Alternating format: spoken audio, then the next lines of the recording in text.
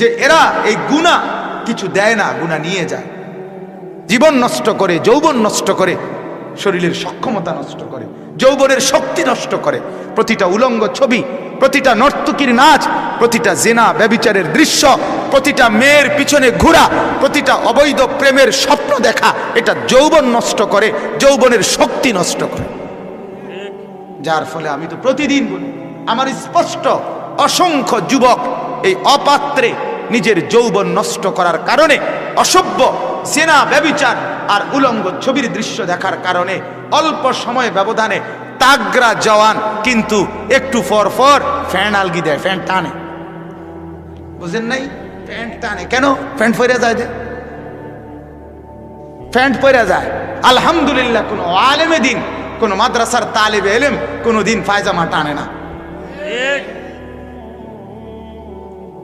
কথা বোঝেন নাই?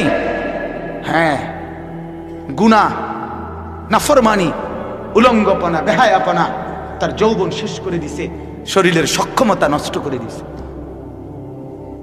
নষ্ট করে দিছে। হ্যাঁ, এজন্য এটা বোঝা উচিত। আল্লাহ তাআলা বলে, বান্দা তুমি ভাবো তো তোমাকে বানাতে গিয়ে আমার কি পরিমাণ ইন্তজাম গেছে, অথচ তুমি করছোটা কি? করছোটা কি বলেন? এক এক যুবক যৌবনের শক্তি পেয়ে আল্লাহর সাথে নাফরমানি করছেন, আল্লাহর সাথে নাফরমানি। ভাইয়া, আল্লাহ পাক যদি 1 ঘন্টার মধ্যে 4 বার শুধু টয়লেটে নেয়, ফ্যাটে যদি ফ্যাট খারাপ হয় শুধু 1 ঘন্টার মধ্যে, তাইলে এই দাপট, এই মাতবরি, এই মাস্তানি সব মিনিটের মধ্যে সমান। তাইলে বেটা বর্বর, মাত্র 4 থেকে 6 বার পায়খানায় গেলে তোর শরীরে কোনো বল থাকে না, তুই অহংকার করো কিভাবে? কথা বলেন না কেন? তো তুই অহংকার করলি কেমনে বেটা? তুই যে পায়খানার কাছেই দুর্বল, শরীর থেকে পায়খানা না বাইরেছে, আতফাও কি খুললে গেছিল, তুমি হুইতালে লাগা। কথা বলেন না কেন? হুইতালে লাগা কেন? ওর সেলেন খাও কেন? আল্লাহ তাআলার দয়া, তোমার নেতা না, তোমার মাতবর কেউ না, তোমার শরীরের শক্তি আল্লাহ তাআলা টিকায় রাখে। আল্লাহ, নালে তোমার যখন পেট খারাপ হয় তো তোমার নেতারে কখন আলগি দিয়ে ধরতো? কথা বলে তাকে বলো।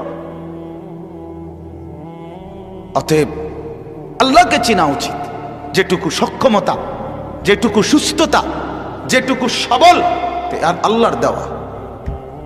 কোরআনুল কারীমের মধ্যে আছে, আল্লাহ তাআলা বলেন, হুয়াল্লাযী খালাকাকুম মিন দুআফিন। আল্লাহ বলে, বান্দা শোনো, আমি প্রথম তোমাকে বানিয়েছিলাম দুর্বল।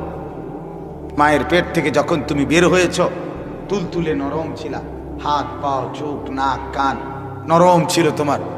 হ্যাঁ, তুমি খুব বেশি নাড়াচাড়াই করতে পারতা না। সুম্মা জাআলা মিন বাদি দুআফিন কুওয়াতান। ধীরে ধীরে আমি আল্লাহ সেই দুর্বল দেহে আমি তোমাকে দিয়েছি কুওয়াত, শক্তি। সুম্মা জাআলা মিন বাদি কুওয়াতিন দুআফান ওয়া শাইবা। আল্লাহ বলেন, আবার কিছুদিন পর আমি সেই শক্তি সামর্থ্যবান শরীরটাকে আবার পুনরায় বানায়া ফেলি দুর্বল এবং বৃদ্ধ। ঠিক কি না বলেন? আজকে যে ওই যে চাচা, এই যে মুরব্বী চাচা, এই যে বৃদ্ধ আজকে উনি, আজকের এই শরীর, এই যে দুর্বলতা ওনার শরীরের, এটা কি গত 30 বছর আগে এমনই ছিল? বলেন চাচা, আপনি বলেন, 30 বছর আগে আপনি এমন ছিলেন? এমন ছিলেন। আজ আপনি দুর্বল হয়ে গেছেন, আজ আপনি দুর্বল হয়ে গেছেন। আল্লাহ তাআলা বলেন, এই শক্তি, কুওয়াত আমি দিয়েছি, আমি দিয়েছি, আমি দিয়েছি। আমার দেওয়া সেই শক্তি, আমার কাছে কিছুই পেলাম না বান্দা। আমার দেওয়া এই সামর্থ্য, আমি একটা সেজদাও পেলাম না, আমি একটা বারো জবানে আমার নামটা শুনলাম না। কি পরিমাণ কষ্ট লাগে মাওলার, বলেন না বাপ? বলেন। আমার মেয়ে তো, আমার ছোট মেয়ে আমার সামনে আসলে যখনই সে আমাকে ডাকে, তো আমার তো কলিজা খুশিতে ভরে যায়। সে মেয়ে যদি না ডাকে, তা আমার কলিজা ব্যথায় ভরে যায়। হায় মা, কেন ডাকছেন আমাকে? রব্বুল আলামিন বলে, বান্দা এত যত্ন করে আমি তোকে বানাইলাম, গোটা পৃথিবী আমি তোর জন্য বানাইলাম, सारे दुनिया तेरे लिए, छोटा पृथ्वी तुम्हार जন্য বানিয়েছি। হুয়াল্লাযী জাআলা লাকুমুল আরদা যালুলান, গোটা পৃথিবী আল্লাহ বলেন আমি তোমার অনুগত বানিয়েছি, জমিন তোমার বাধ্য করে দিয়েছি। সব দিয়ে বিনিময়ে আমি একটা সেজদা পেলাম না, আমার নাম একবার উচ্চারণ করলা না, আমার কোরআন কোনোদিন পড়েও দেখলা না, আমার মসজিদ তোমার চোখেও বাঁধলো না। হায় হায় বান্দা, তুমি আমাকে এমন ভোলা কেমনে ভুলে গেলা? কেমনে ভুলে গেলা বলেন? এজন্য আল্লাহ তাআলা বলেন ইন্না খালাকনাল ইনসানা মিন নুতফাতিন আমশাজ।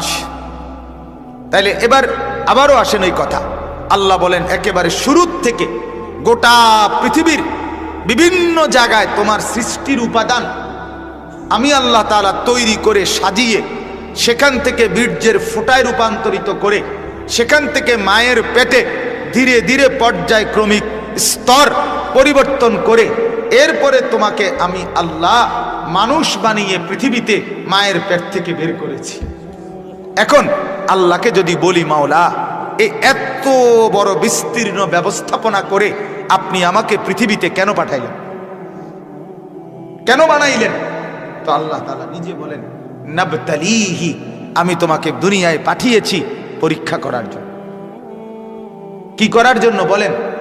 পরীক্ষা করার জন্য। পরীক্ষা করার জন্য। নাবতালিহি, আমি তোমার পরীক্ষা নিচ্ছি, আমি তোমাকে পরীক্ষা করছি, আমি তোমাকে পরীক্ষা করছি। আমি দেখতে চাচ্ছি তুমি আমার অনুগত নাকি অবাধ্য, তুমি আমার কথা শুনছো নাকি আমার নাফরমানি করছো, তুমি আমার হুকুম মানছো নাকি আমার হুকুমের অবাধ্যতা করছো। এই পরীক্ষা নিচ্ছি, এই জন্য আমি আল্লাহ তোমাকে পৃথিবীতে পাঠিয়েছি, পৃথিবীতে বানিয়েছি। আল্লাহ তাআলা এরপরে বলেন ফাজআলনাহু সামিআম বাসীরা। আল্লাহ বলে যেহেতু তোমাকে পরীক্ষা নিচ্ছি, এই জন্য আমি আল্লাহ তোমাকে কানওয়ালা চোখওয়ালা বানিয়ে দিয়েছি। অর্থাৎ তোমাকে আমি শুনতেও দিছি, দেখতেও দিছি। কাজে তোমার, আমরা যেমন কথা বলি যে চোখ কান খোলা, অর্থাৎ তোমার চোখও খোলা, কানও খোলা। তোমার কানে আমি আমার কথা পৌঁছাইছি, তোমার চোখে আমি আমার মখলুক, আমার দুনিয়া দেখাইছি। এবার আমি পরীক্ষা নিচ্ছি। ইন্না হাদাইনাহুস সাবিলা। তৃতীয় আয়াত আল্লাহ বলে একে তো তোমাকে আমি বানাইছি, দ্বিতীয়ত আমি তোমার পরীক্ষা নিচ্ছি, 3 নম্বরে তোমার কান তোমার চোখ আমি দিয়েছি, 4 নম্বরে তোমাকে ভালো মন্দ, ন্যায় অন্যায়, সৎ অসৎ, করণীয় বর্জনীয় সব রাস্তা আমি আল্লাহ তাআলা দেখায় দিছি।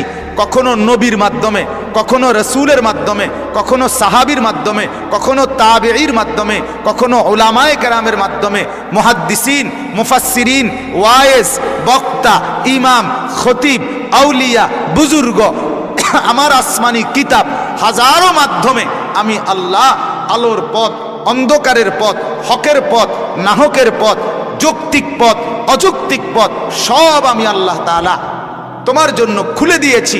এবার শুধু শেষ কথা আল্লাহ বলেন আমি দেখতে চাই ইম্মা শাকিরান ওয়া ইম্মা কাফুরা, তুমি কি আমার কৃতজ্ঞ বান্দা নাকি অকৃতজ্ঞ নাফরমান বান্দা। আমি শুধু এটা দেখছি, আর ওই আলোকে অচিরেই আমি ফয়সালা করব।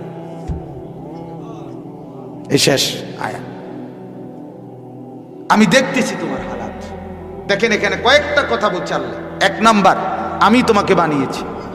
2, দুনিয়াতে তোমার পরীক্ষা নিচ্ছি। 3, পরীক্ষা দেওয়ার জন্য চোখ কান খোলা রাখছি। 4, তোমাকে আমি আল্লাহ তাআলা কি করবা কি না করবা তার পথ আমি দেখাই দিছি, নবী দিয়ে, কিতাব দিয়ে, রসুল দিয়ে, ওলামা দিয়ে। এবার শেষ, আমি শুধু দেখতে চাচ্ছি তুমি অনুগত নাকি অবাধ্য, তুমি কৃতজ্ঞ নাকি অকৃতজ্ঞ। যদি অকৃতজ্ঞ হও কি হবে? আল্লাহ বলেন ইন্না আ'তাদনা লিল কাফিরিনা সালাসিলা ওয়া আগলালাম ওয়া সাঈরা। অকৃতজ্ঞ হবা তা আমি তোমার জন্য আগুনের শিকল, আগুনের বেড়ি, জাহান্নামের আগুন প্রস্তুত করে রাখছি। অনুগত হবা তো ইন্নাল আবরারা ইয়াশরাবুনা মিন কাসিন কানা মিজাজুহা কাফুরা। অনুগত হবা তো জান্নাতের শরাব সুমিষ্ট আমি নিজ হাতে তোমাকে পান করাবো। সুবহানাল্লাহ।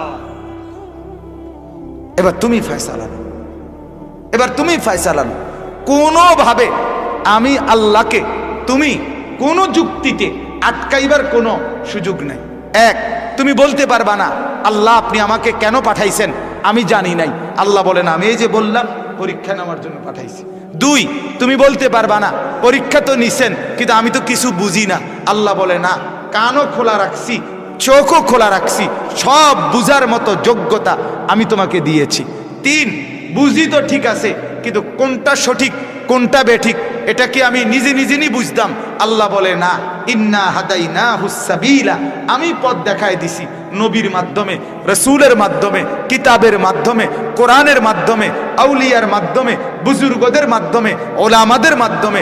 এটা ডান, এটা বাম, এটা সঠিক, এটা বেঠিক, এটা সৎ, এটা অসৎ আমি বলে দিয়েছি। এবার শুধু তুমি প্রমাণ করো তুমি শাকির নাকি কাফুর, তুমি কৃতজ্ঞ নাকি অকৃতজ্ঞ। আপনি ফয়সালা করেন, আপনি ফয়সালা করেন। আমার বাপ, এবার আমার কথার মেইন বক্তব্য খোলাসা কথা কি দাঁড়াইল?